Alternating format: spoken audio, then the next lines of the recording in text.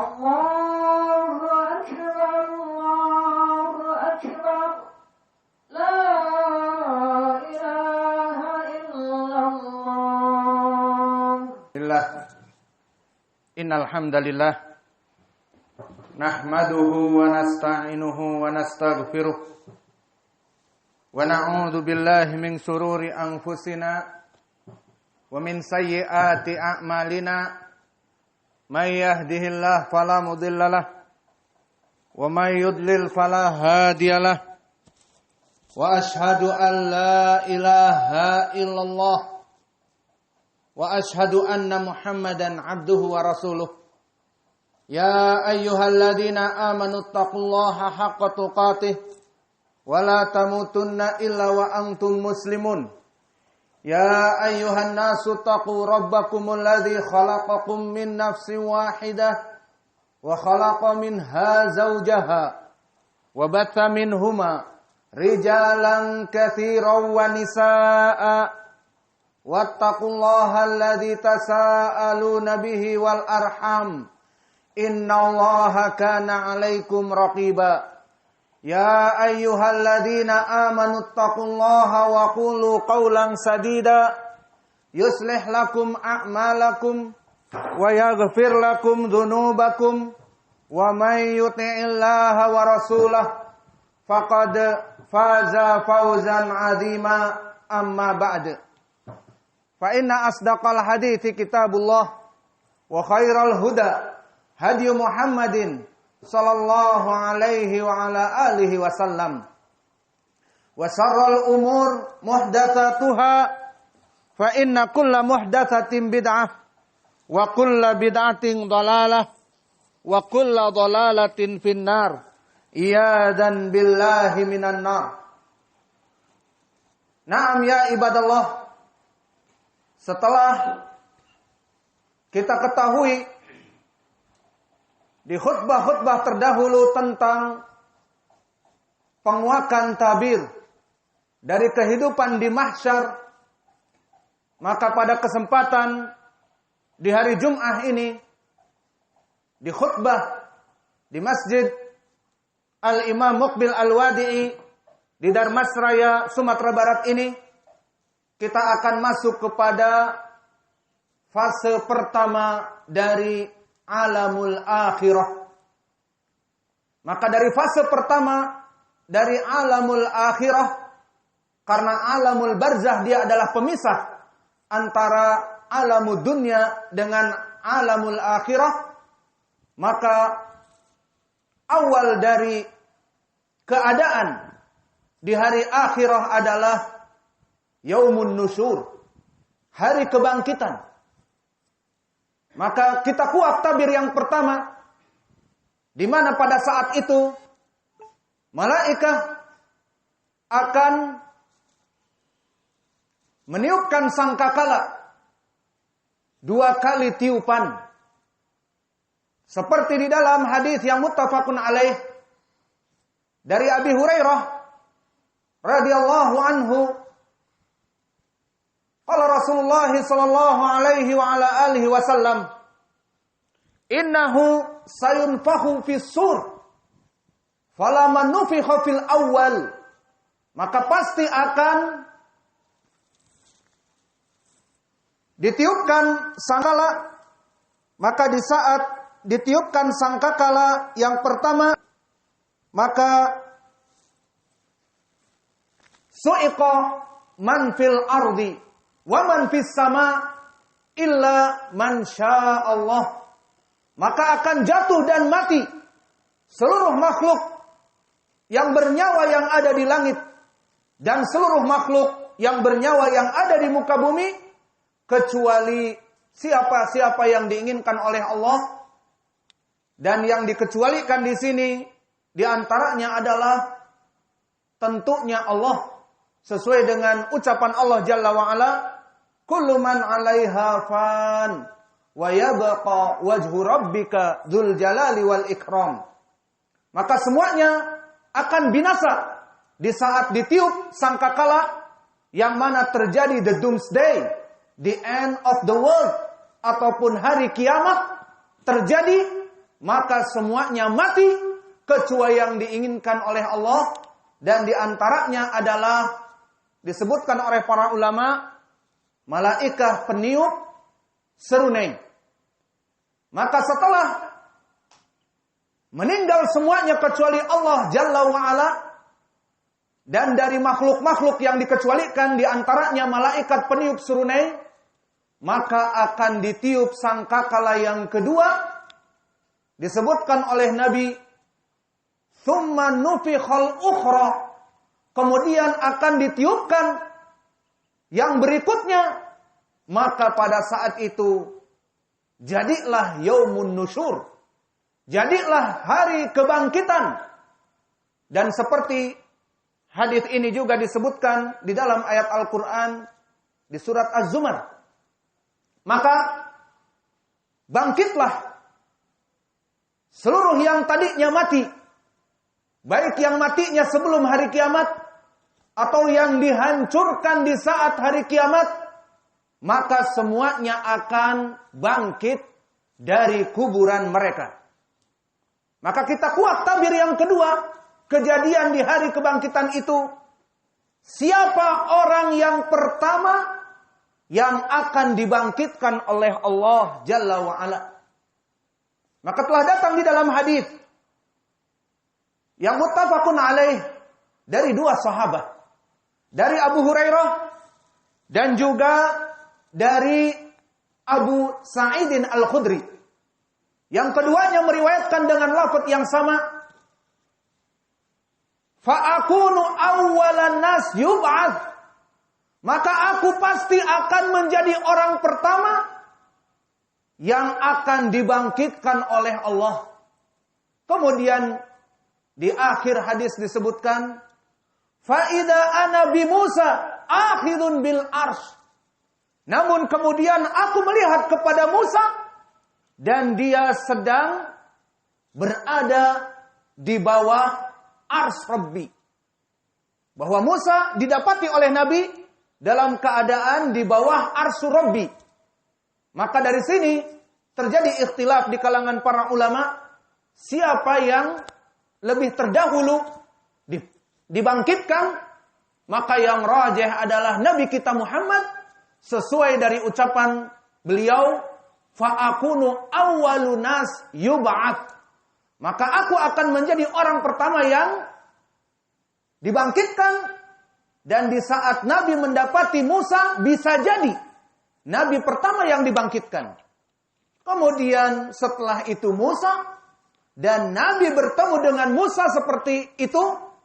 Setelah Nabi pertama kali dibangkitkan, maka ini tidak saling kontradiksi. Maka Nabi Muhammad adalah orang pertama yang akan dibangkitkan sebelum para nabi yang lain dan sebelum seluruh manusia yang ada. Dan kita kuat tabir yang ketiga, bahwa di saat manusia dibangkitkan di hari kebangkitan, maka yang meninggal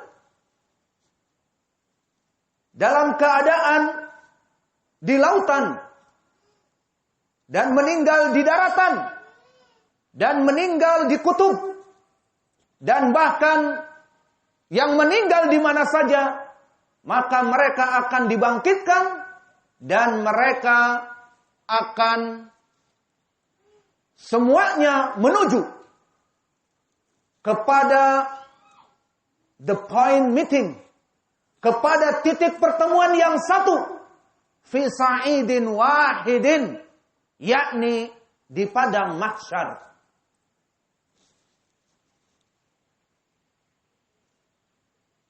Maka pada saat itu seluruh manusia dikumpulkan mulai dari Adam alaihi salam sampai akhir zaman, di mana Allah berfirman, "Qul innal awwalina wal akhirin lamajmu'un ila miqati yaumin ma'lum." Di dalam surat Al-Waqi'ah Allah berfirman, katakanlah, sesungguhnya orang-orang yang pertama diciptakan dan orang-orang next generation sampai hari kiamat, lamajmu'un, maka pasti mereka akan berkumpul dalam titik yang satu. Fi sa'idin wahid, di padang mahsyar semuanya berkumpul kepada point meeting, maka mereka itu semuanya menghadap kepada Allah. Maka di dalam ayat yang lain, dzalika yaumum majmu'un lahun nas wa dzalikal yaumul mashhud. Maka pada hari itu majmu'un lahun nas, hari di mana manusia berkumpul dalam satu titik di mahsyar. Dan pada saat itu hari yang mashhud, hari yang dipersaksikan oleh seluruh jin dan manusia bahwa hari kebangkitan pasti ada, yang mana hari kebangkitan ini telah didustakan oleh kelompok kufar Quraisy dan kelompok kufar yang lainnya. Maka dzalika yaumum majmu'un lahun nas wa dzalika yaumum mashhud. Pada saat itu seluruh manusia akan dikumpulkan dalam satu titik, dan seluruh manusia yang meyakini dan seluruh manusia yang mengingkari hari kebangkitan, maka mereka akan mashhud, akan mempersaksikan dan akan menyesal. Oh, seandainya dulu kami mengimani ini, kami akan dibangkitkan kembali. Maka sesuai juga di dalam hadis yang muttafaqun alaih dari Abi Hurairah, di mana Nabi Muhammad sallallahu alaihi wasallam bersabda, "Ana sayyidu bani Adam." Aku adalah tuannya, the Lord and the King of the human race, dari seluruh manusia yang ada. Famima kana, lalu kenapa disebutkan oleh Nabi, fadzalikal yaum yujma'un nas fi sa'idin wahid. Maka pada saat itu, di saat manusia dikumpulkan di padang mahsyar di satu titik yang satu, maka di situ berkumpul dari awal manusia Adam sampai kepada manusia akhir zaman dalam satu tempat. Astagfirullah wa atubu ilaih. Fastaghfiruh, innallaha ghafurun rahim. Alhamdulillah, wassalatu wassalamu ala Rasulillah wa ala alihi wa sahbihi wa man walah. Wa ashhadu an la ilaha illallah wahdahu la syarikalah wa ashhadu anna Muhammadan abduhu wa rasuluh. Maka kita masuk kepada penguakan tabir yang keempat dari kehidupan di hari kebangkitan. Maka setelah kita mengetahui di khutbah yang pertama bahwa hari kebangkitan itu ada setelah dihancurkan bumi dan langit dengan hari kiamat dan ditiup sangkakala yang kedua, maka seluruh manusia akan bangkit dari kuburnya. Dan di permasalahan yang kedua bahwa Nabi Muhammad orang pertama yang akan dibangkitkan terlebih dahulu. Dan perkara yang ketiga, mereka akan dibangkitkan dan semuanya berkumpul fi sa'idin wahid di padang mahsyar. Adapun kita kuak tabir yang keempat, bahwa sifat yang Allah sifatkan tentang mereka orang-orang yang dibangkitkan secara umum, maka baik kafir, baik muslim, baik laki-laki ataupun perempuan, maka mereka dibangkitkan dalam satu keadaan yang sama, seperti di saat mereka dilahirkan oleh ibunda. Seperti hadis yang muttafaqun alaih, datang dari Ibnu Abbas dan datang dari Aisyah radhiyallahu anhuma, Adapun di hadis Ibnu Abbas, innakum tuhsyaruna yaumal qiyamah hufatan, uratan, ghurla. Maka di hadis Ibnu Abbas disebutkan dari Nabi Muhammadin sallallahu alaihi wa ala alihi wasallam, sesungguhnya innakum tuhsyarun, kalian itu pasti akan dibangkitkan di hari kiamat hufatan, uratan, ghurlan. Semuanya mansub dikarenakan i'rabnya adalah al-hal. Dalam keadaan hufatan, tidak mempunyai alas kaki. Dan uratan, dalam keadaan tidak mempunyai pakaian. Ghurlan, dalam keadaan belum disunat. Maka ini keadaan seluruh manusia, muslim, kafir, laki-laki dan perempuan, semuanya berkumpul dalam keadaan seperti itu. Maka oleh sebab itu di hadis yang muttafaqun alaih dari Aisyah, maka Nabi Muhammad sallallahu alaihi wa ala alihi wasallam menambahkan dari riwayat Aisyah, di saat diriwayatkan oleh Nabi dari Aisyah, innakum tusaruna yaumal qiyamah hufatan uratan ghurla. Maka fitrah Aisyah sebagai perempuan yang pemalu mengatakan kepada Nabi, ya Rasulullah, hal sayang duru rajul ila imra'ah bima kana fihin. Maka apakah laki-laki akan melihat aurat perempuan dan sebaliknya? Maka ini fitrah dari Aisyah yang pemalu. Maka bagaimana laki-laki akan melihat perempuan-perempuan yang di sebelahnya? Maka diucapkan oleh Nabi, fa inna dzalikal amr asyadda min dzalik. Maka sungguhnya wahai Aisyah, perkara pada saat itu, perkara di hari kebangkitan adalah perkara yang lebih dahsyat daripada seorang laki-laki melihat kepada aurat perempuan dengan syahwat. Maka perkara itu perkara yang sudah tidak dibutuhkan lagi. Karena pada saat itu seorang yang dulu musyrik kafir, hatinya akan gundah gulana karena hari kebangkitan ternyata ada. Dan kaum muslimin seperti kita yang pendosa akan takut pada saat itu. Takut amalan-amalannya yang terdahulu mungkin tidak dihisab dengan baik karena bercampur dengan riya. Dan mungkin amalan-amalan yang buruk akan yatarajjah, lebih berat daripada amalan-amalan baiknya. Maka semua perkara pada saat itu sangatlah menakutkan. Maka tidak ada lagi laki-laki yang istimta, berledat-ledat melihat dari perempuan-perempuan yang di sebelahnya tiba. Tetapi pada saat itu al-amru asyad min dzalik.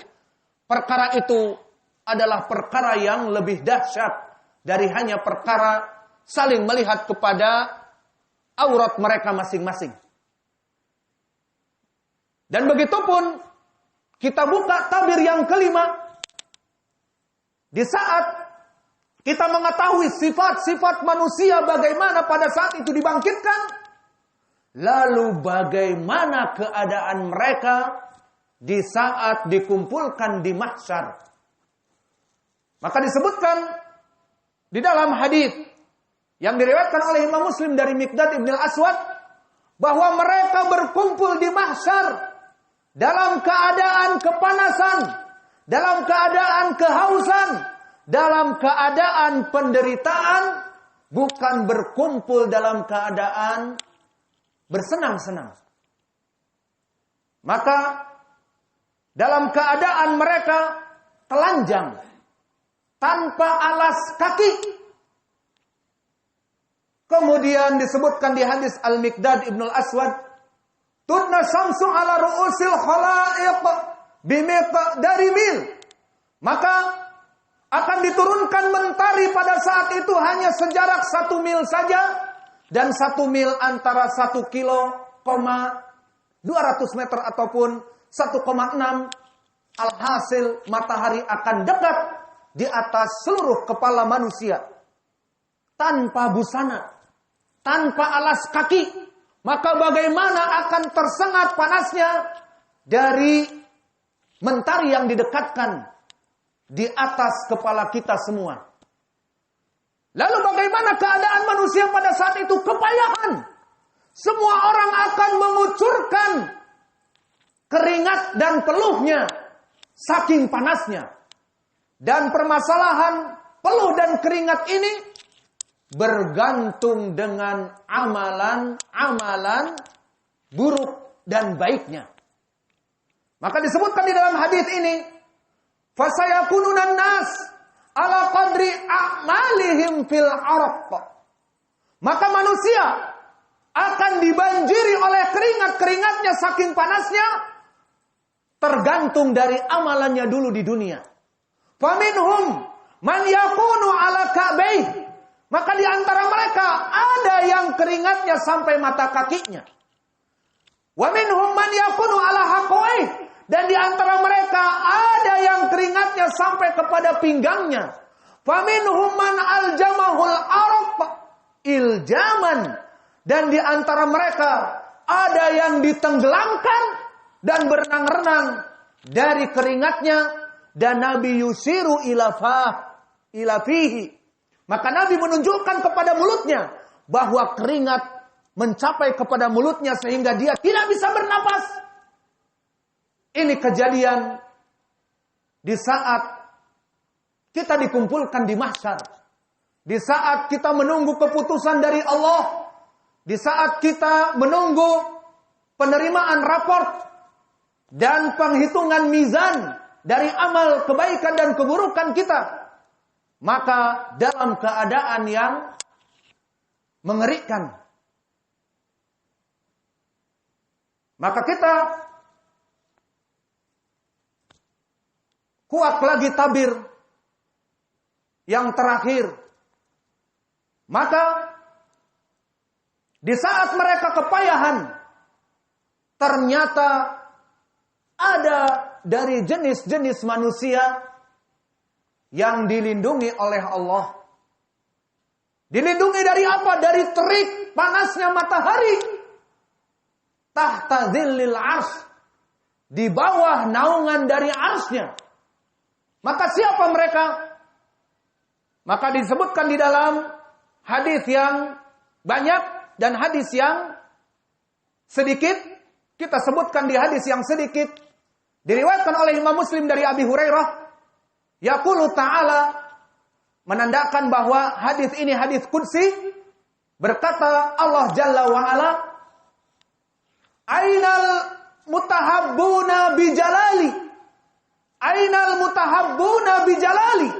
Maka mana dulu di dunia orang-orang yang saling mencintai di antara mereka karena Allah? Di mana seseorang mencintai saudaranya yang lain karena sesama ahli sunnah, karena sesama salafi, karena sesama da'i ilallah, karena sesama tulabul ilm, menuntut ilmu yang sama, dari guru salafi yang sama, dari masyayikh yang sama. Aina al-mutahabbuna bijalali. Maka mana orang-orang yang dulu yang berkumpul karena aku, kata Allah, dan tercerai karena aku. Maka mereka dulu bersatu karena Allah.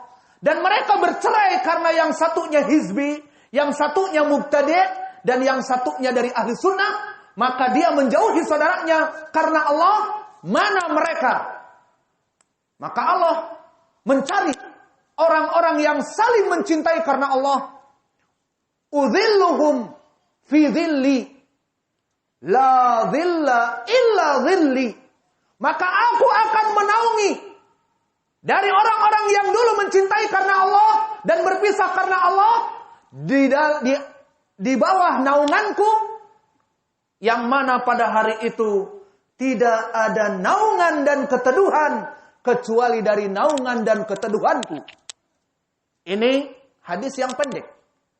Adapun hadis yang panjang, kalau tadi diriwayatkan oleh Imam Muslim berkesendirian dari Abi Hurairah, maka hadis yang panjang muttafaqun alaih dari Abi Hurairah. Disebutkan di dalam hadis yang masyhur ini, sab'atun yudhilluhumullah Yaumun la dhilla illa dhilluh. Maka 7 jenis manusia dan jin. Allahu a'lam. Yang jelas lafadznya seperti itu. Sabatun yudilluhumullah. Maka mereka 7 kelompok golongan akan dilindungi wa fi riwayah tahta dhillil arsy. Di bawah naungan arsy Rahman, arsy Allah Jalla wa Ala. Maka kita memahami sekarang lindungan dari bayangan arsy Allah. Maka yang pertama al-imamul adil. Dia adalah pemimpin negeri yang muslim dan yang adil. Yang memikirkan kemaslahatan dari kaum muslimin dan memikirkan peribadatan kaum muslimin. Bukan imam-imam yang zalim, bukan imam-imam yang kufur, ataupun imam-imam yang mendolimi rakyatnya, maka imamun adilun. Dan imam ini barakallahu fikum, jangan persepsi kita hanya kepada presiden, kepada para raja dari negeri-negerinya, tidak. Tetapi yang maknanya imamun amun mutlak. Imam dari berbagai fase.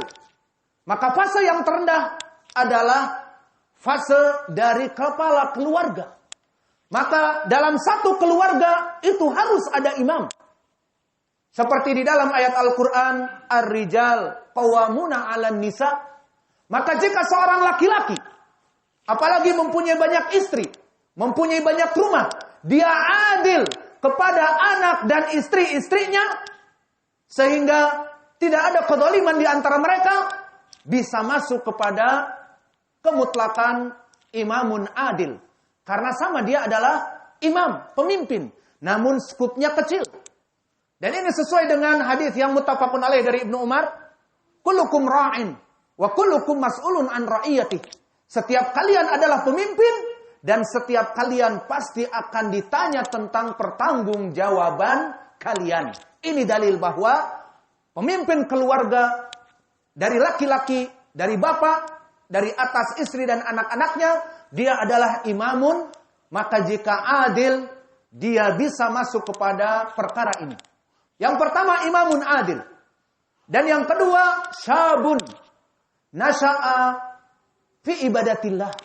Seorang pemuda yang dia tumbuh dalam ketakwaan dan peribadatan kepada Allah, maka kita harapkan dari anak-anak kita yang ada di depan kita, mereka menghafal Al-Quran, menghafal sunnah, menghafal matan-matan, sehingga mereka dari kecil taat kepada Allah, salat berjamaah, puasa sunnah, puasa wajib. Maka kita lelah mendidik mereka. Namun mereka akan bersyukur di hari kiamat kelak karena aku masuk kepada syabun nasha'a fi ibadatillah. Pemuda dari kecil yang taat kepada Allah. Karena apa? Karena bantuan orang tuanya. Maka yang ketiga, rajulun qalbuhu mu'allakun fil masajid. Yang ketiga adalah seseorang yang hatinya itu bergantung dengan masjid. Maka dia selesai sholat fajar berjamaah. Kemudian pulang. Dan setelah pulang dia mengerjakan kewajiban-kewajibannya dengan keluarganya. Mencari nafkah. Ataupun apa saja yang dia berikan kepada keluarganya. Maka dia menunggu waktu zuhur. Maka siap-siap sebelum adzan zuhur. Setelah adzan zuhur dia kembali kepada masjid. Dan merasa bahagia dengan salat berjamaah. Apalagi di masjid kita ini ada pelajaran. Kemudian mendapat ilmu. Dan balik lagi ke rumahnya. Istirahat, makan. Bertemu dengan istrinya. Maka hanya 1 jam, 2 jam. Selesai dari pelajaran jam 3:4. Dikumandangkan adzan asar. Maka ngantuknya dia pun sirna. Maka lelah badannya dia pun sirna. Kenapa?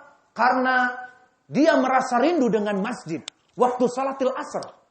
Pergi salat berjamaah. Salat asar. Kemudian menuntut ilmu atau mengajar. Kemudian kembali. Beristirahat 1 jam, 2 jam. Kemudian adzan maghrib. maka dia pun senang, apalagi berbuka puasa bersama di sini di masjid misalnya dengan murid-murid dan santri-santri, maka perkara yang sangat membahagiakan. Kemudian setelah itu belajar, kemudian masuk salatul isya, maka rajulun qalbuhu mu'allaqun fil masajid. Seseorang yang hatinya itu terus bergantung kepada masjid, kapan waktu salat, kapan waktu belajar ataupun mengajar, maka itu perkara yang ketiga. Dan yang keempat, rajulan tahabbani fillah ijtama'a ilaihi waftaraqa alaih. Maka dua sahabat yang mana saling cinta karena Allah, di mana dia bersatu karena Allah, berkumpul di masjid sama-sama menuntut ilmu. Berkumpul di masjid sama-sama ikut daurah bersama masyayikh dan mereka para dai-dai, dan berkumpul untuk merapatkan apa yang terbaik yang akan diberikan kepada umat ataupun pembangunan-pembangunan yang baik untuk umat, maka disatukan karena Allah. Dan juga di saat dia berpisah, kenapa kamu berpisah dari fulan? Karena si fulan sekarang sudah dengan kelompok bid'ah dan sudah dinasehati tidak mau, maka kita tidak bisa berbuat apa-apa kecuali kita berpisah darinya agar kita tidak terkena dari syubhatnya. Maka ini yang keempat, maknanya dua sahabat yang berkumpul karena Allah dan berpisah karena Allah. Dan yang kelima, rajulun atathu imra'ah dzatu mansabin wa jamal. Maka seseorang yang mana dia itu didatangi perempuan untuk melaksanakan perzinaan. Dan perempuan ini perempuan yang cantik dan mempunyai nasab yang baik, bukan pelacur, bukan perempuan jalanan, tapi perempuan yang terjaga nasabnya. Kemudian orang ini takut kepada Allah dan mengatakan, inni akhafullah, aku takut Allah Jalla wa'ala. Maka ini adalah yang akan dilindungi dari jenis yang kelima. Adapun dari jenis yang keenam, rajulun yatasaddaq bi amwalih fa'akhfaha fala ya'rifu yaminuhu an shimalih. Maknanya, seseorang yang bersedekah baik untuk membangun masjid, baik untuk menginfakkan dari para murid-murid talabul ilm, baik untuk menginfakkan biaya dakwah, untuk listrik, untuk apa saja, dia infakkan dan dia tidak memberitahukan kepada manusia yang lain, sampai di dalam hadis ini disebutkan sampai tangan kanan yang menginfakkan harta tersebut tidak diketahui dengan tangan kirinya, karena tangan kanan ini bersedekah dan menyembunyikannya. Maka ini juga dari keenam yang akan dilindungi di padang mahsyar yang sangat mengerikan. Dan yang ketujuh, rajulun dzakarallah khalian fafadat aina. Maka seseorang yang mana pada saat itu dia mengingat Allah, baik dengan membaca Al-Quran, baik di saat dia di dalam pelajaran menyebutkan Al-Quran, ataupun dia berkesendirian salat malam, ataupun dia membaca Al-Quran berkesendirian, membaca hadis, kemudian dia takut kepada Allah dan berderai air matanya karena takut kepada Allah, maka ini sifat yang ketujuh. Maka inilah 7 perkara yang kami jelaskan di akhir khutbah ini. Fanas'allahal karim rabbal arsil adim. Kita memohon kepada Allah yang maha mulia dan pemilik arsy yang agung agar menjadikan kita dari kelompok 7 orang yang dipanggil oleh Allah. Fanas'allahal karim an yahfadhana dinana wa an yahfadha biladana bilad Indonesia wa bilad Yaman wa Filistin wa sairi biladil Islam. Semoga Allah menjaga negeri kita tercinta NKRI dari fitnah-fitnah orang-orang khawarij, dari fitnah-fitnah orang-orang yang khuruj anil hukam, yang keluar dari pemerintah dengan demo dan kudeta. Maka wahai Allah, jagalah negeri kami, Indonesia dan negeri Yaman, agar kembali keadaannya menjadi baik. Dan di Filistin dan seluruh bilad al-muslimin yang dalam keadaan fitnah yang besar, maka jagalah mereka semua. Rabbana atina fid dunya hasanah wa fil akhirati hasanah wa qina adzabannar. Allahumma shalli wa sallim wa barik ala nabiyyina Muhammadin sallallahu alaihi wa ala alihi wasallam wa aqimus shalah.